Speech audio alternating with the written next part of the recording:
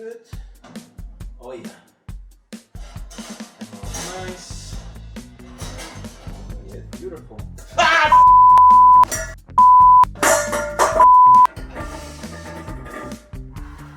Oh, hello there. Sorry about this, guys. No, I'm not making breakfast. Instead, we're going to take a look today at this ginormous toaster oven. And we're going to unbox it and test to see how well it works for powder coating. So stay tuned. My name is Len and you're watching Made in Basement.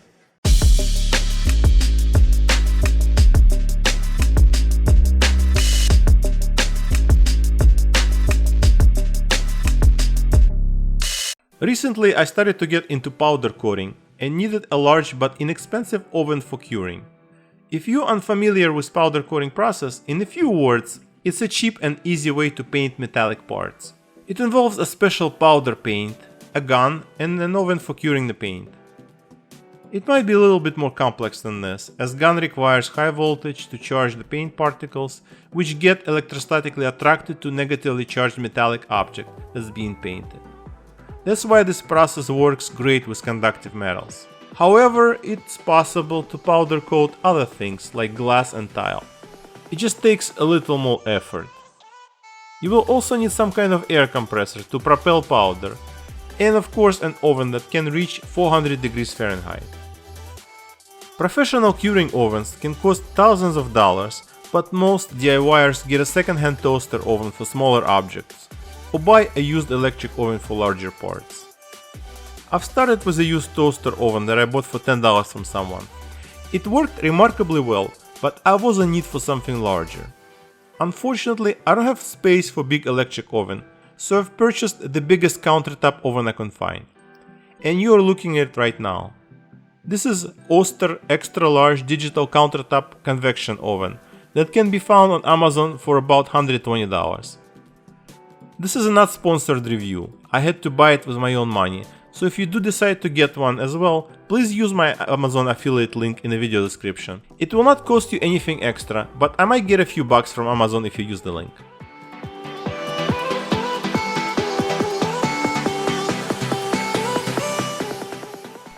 Oven came packaged very nicely.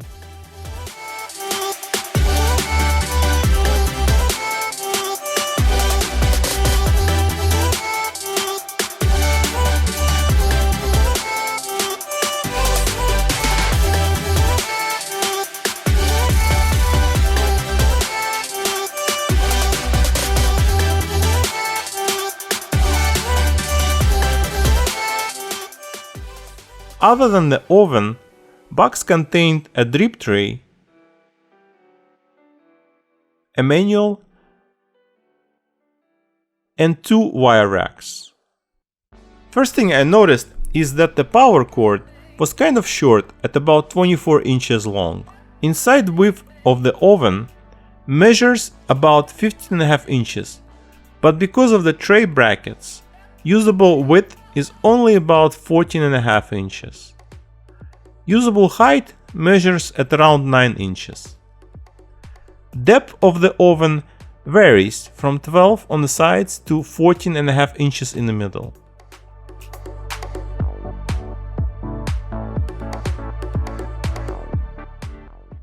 Unfortunately, there is no easy way to remove tray slides, as they are riveted in place. Overall, this countertop oven is about the size of a big microwave, and even looks like one. Here you can see its size compared to the standard toaster oven.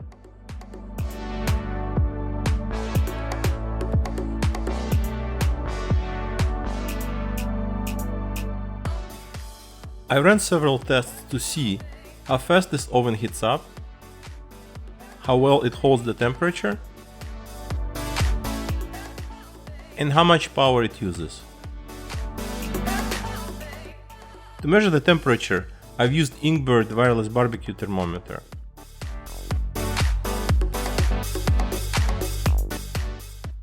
It has an app that shows the temperature graph and will alert the user when temperature reaches 400 degrees.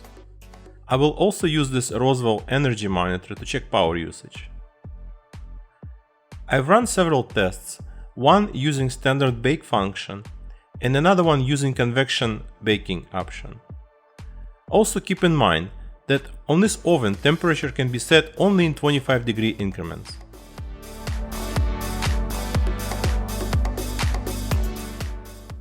Using bake mode, it reached 400 degrees temperature in 11 minutes, and then it took an additional 2-3 minutes to stabilize.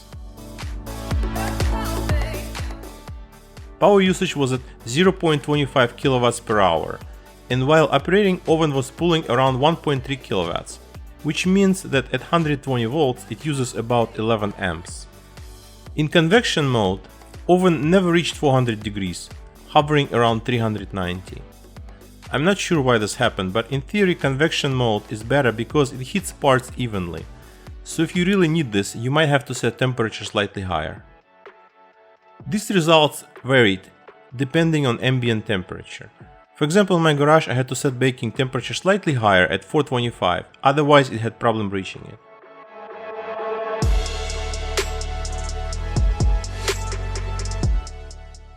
I only started doing powder coating recently, so I'm far from being a pro. I got myself an inexpensive powder coating system from Harbor Freight and then powder coat paint from Amazon. I've applied some powder to this dog bowl using Harbor Freight powder coating system. Oven was preheated to 400 degrees and I placed bowl inside to cure. Almost immediately, powder started flowing. Unfortunately, oven struggled to reach 400 degrees due to colder environment, so I had to set it to slightly higher at 425. Once bowl reached 400 degrees, I set timer to 20 minutes as per instructions and let it cure. During this process, I checked external oven temperature and it seemed to stay around 100 degrees.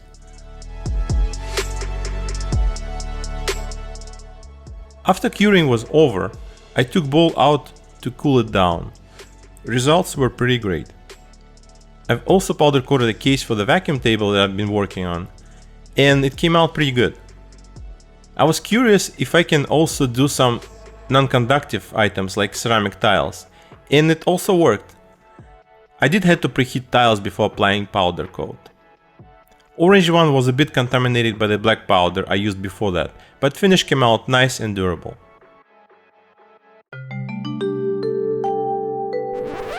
And now a quick word from our sponsor, me. I don't do third-party ads, nor do I ask for Patreon donations. Instead, I make a living by designing products that I sell in my online shop.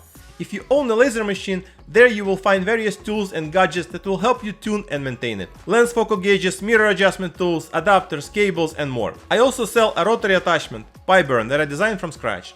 They're physical goods as well as digital files, so you can print or laser cut your own. Don't have a laser machine? No problem. I also do laser engraving of drinkware, coasters, tiles, business cards and so on. And if you need something custom, don't hesitate to ask. And now back to our show.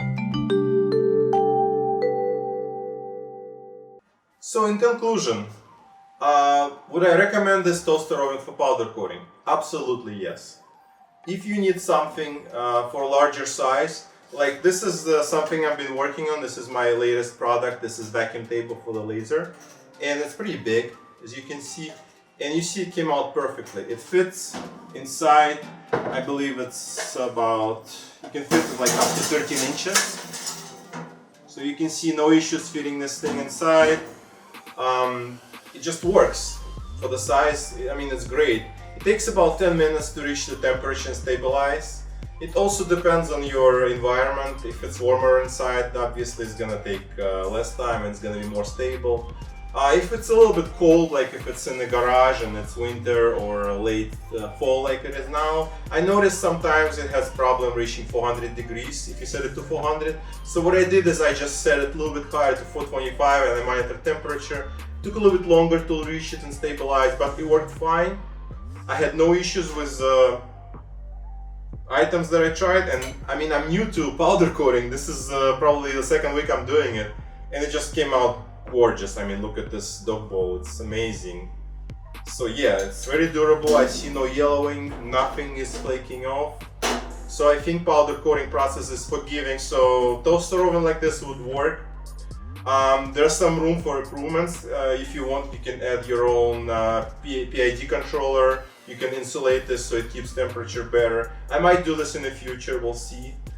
So one more thing I wanted to show or talk about, tumblers. So if you are doing tumblers,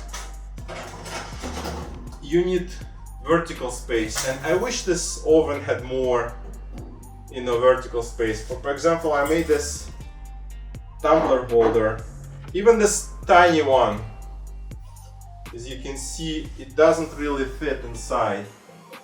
So what people usually do with toaster ovens, they flip them on the side, and that's what I did. But the thing is, you have to be really careful. I flipped it this way, and it fit inside no problem. It was just perfect. But then I realized this part got super hot. I mean, I probably damaged some electronics inside. I mean, it still works, but I could have killed this thing.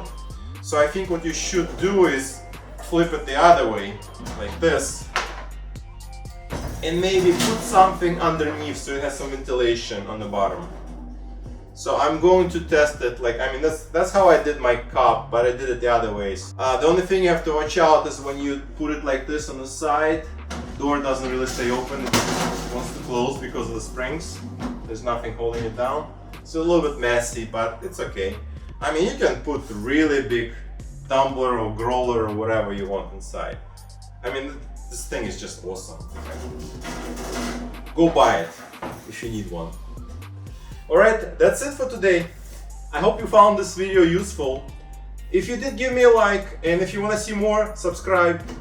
Leave me a comment if you have a question, and I'll see you next time. Bye!